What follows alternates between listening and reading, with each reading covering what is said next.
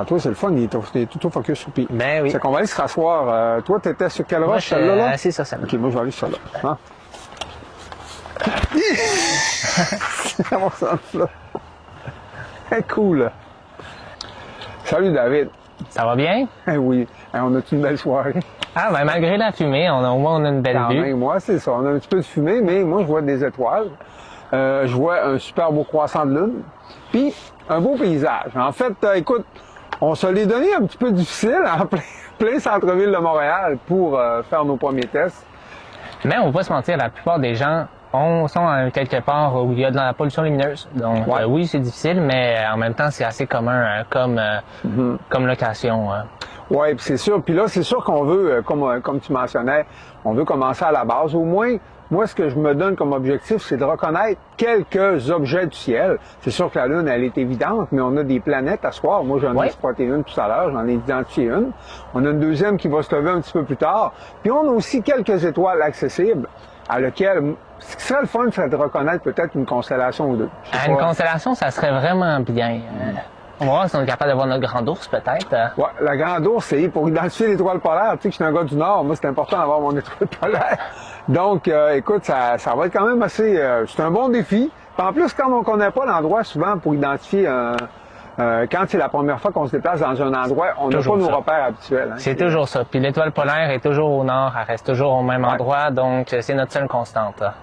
Moi, ce que je te propose, David, on pourrait faire un circumpolaire, c'est-à-dire un filet d'étoiles, en ciblant peut-être nos étoiles, en fait, les plus brillantes. J'en vois une ici, je pense que le triangle d'été est accessible, avec un plan de la ville. Je ne sais pas ce que ça va donner, aucune idée. On va l'essayer. On va l'essayer, puis je pense, une des techniques, ça serait de réduire notre temps de pause pour essayer de... Parce qu'on a la ville, on a la ronde, on a le pont aussi, très éclairé, on a la lune.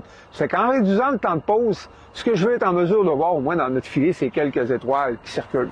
Ça serait un beau défi, je crois. Je crois que ça va donner un beau résultat si on réussit. Super. On essaye ça? Let's go. Merveilleux. Génial.